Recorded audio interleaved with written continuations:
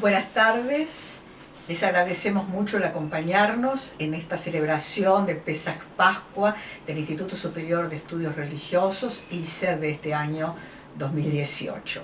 Un año muy especial para nosotros porque celebramos el cincuentenario de la institución, que fue fundada bajo los auspicios y las ideas rectoras del rabino Marshall Meyer, que también organizó el Seminario Rabínico Latinoamericano. Él quería que hubiese un espacio en el que judíos y cristianos pudieran confraternizar, cambiar ideas y estudiar juntos temas religiosos, bíblicos o doctrinarios y comprenderse, no intentando ningún tipo de mixtura ni de unión, sino simplemente confraternizar y entendernos. Esta tradición va a cumplir 50 años, somos un grupo pequeño pero activo, interesado en continuar estas actividades de investigación, de estudio y de compartir algunas festividades que pertenecen a la tradición de las dos grandes religiones, como es Pesaj Pascua. De modo que, siguiendo también una idea originaria del rabino Meyer, que era juntarnos, y digo juntarnos porque yo tuve el gusto de participar durante la década de los 80 en esas reuniones, juntarnos, repito, en unas reuniones litúrgicas que fueran una especie de comunión espiritual de aquellos puntos en los cuales estamos todos de acuerdo, porque, como él decía, las religiones tienen un modo humano de expresar, pero Dios es nuestro Padre común. De esta manera, entonces, vamos a dar comienzo a esta actividad este año con la participación de nuestra presidente, la rabina Graciela Grimberg, que va a hablar justamente sobre el Antiguo Testamento, sobre la tradición de Pesaj, el paso, ¿no es cierto?, la liberación, que es la gran idea judía para esta festividad, y luego vamos a pasar a una evocación cristiana. Así que con todo gusto vamos a escuchar y compartir lo que nos va a decir Graciela Grimberg. Bueno, buenas tardes a todos y gracias nuevamente por acompañarnos. Y Pesaj realmente celebra la salida del pueblo de Israel de Egipto después de casi 430 años de esclavitud. Es la primera vez que todo un pueblo sale de la esclavitud a la libertad, y nunca hubo otro pueblo después de este que haya salido también de la esclavitud a la libertad.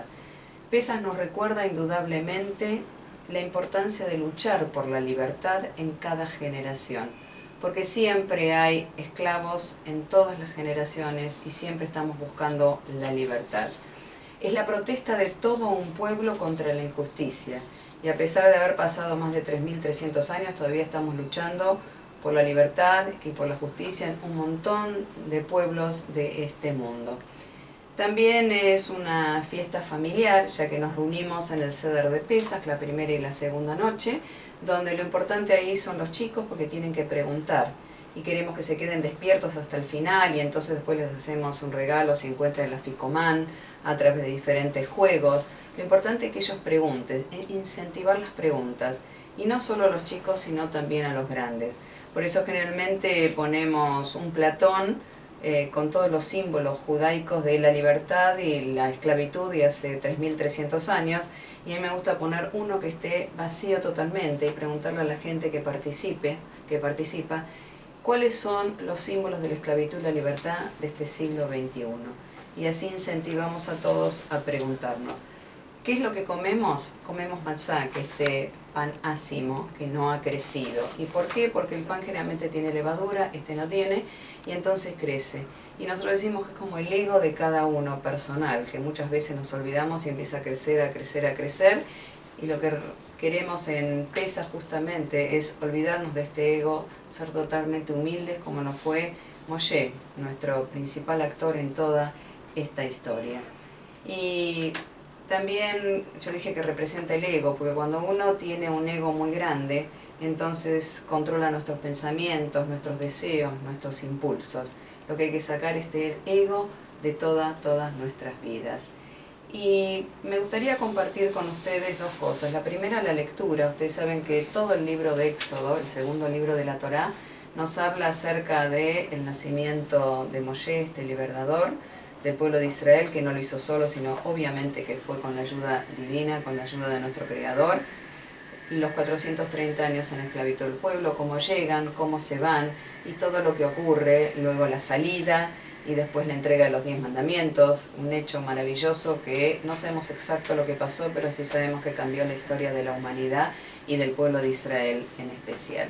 Por eso luego de la 10ª plaga, entonces dice, esa noche el faraón permaneció levantado, junto con todos sus funcionarios y todo el resto de Egipto.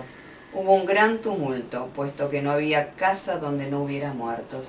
El faraón mandó llamar a Moshe y Aarón durante la noche. Empiecen a moverse, dijo, salgan de entre mi pueblo, ustedes y los israelitas, vayan, adoren a Dios tal como me exigieron, tomen sus ovejas y ganado vacuno tal como dijeron, vayan, bendíganme también a mí. Los egipcios también instaban al pueblo a que se apresurara y saliera de la tierra. Somos todos hombres muertos, decían. El pueblo tomó su masa antes de que pudiera leudar. Su masa sobrante fue envuelta en sus vestiduras y puesta sobre sus hombros. Los israelitas también hicieron como Moshe había dicho. Pidieron de los egipcios artículos de plata y oro y vestimenta. Dios hizo que los egipcios respetaran al pueblo y concedieran su petición. Los israelitas de ese modo vaciaron a Egipto de sus riquezas. Los israelitas viajaron desde Ramsés hasta Sucot. Había cerca de 600.000 varones adultos a pie, además de los niños.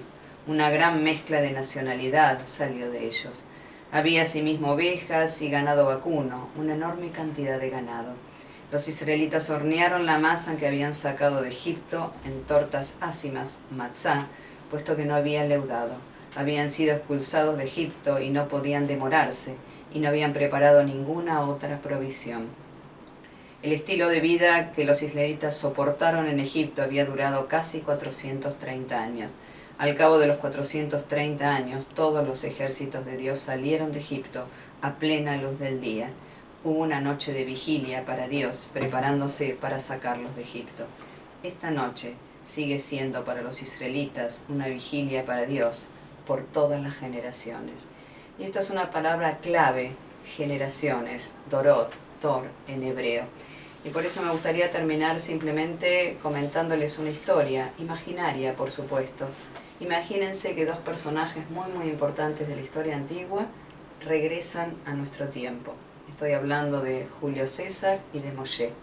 Y entonces Julio César toma un avión y regresa ¿a dónde? A Roma, que era su lugar. Y ahí cuando baja se da cuenta que el idioma que hablan no era el mismo idioma que hablaban ellos, y tampoco la capital ya política ni cultural del mundo. Nada tenía que ver con lo que él había vivido tantos y tantos años atrás. Imaginémonos a Moshe, a Moisés, bajando de un avión y pisando la tierra de Israel, cosa que no había podido hacer en su época. Imagínense la emoción de este hombre. Y cuando llega y luego de la emoción una persona le dice, Shalom, ¿necesita ayuda? Y se queda duro, es el mismo idioma que había hablado él hace tantos y tantos años.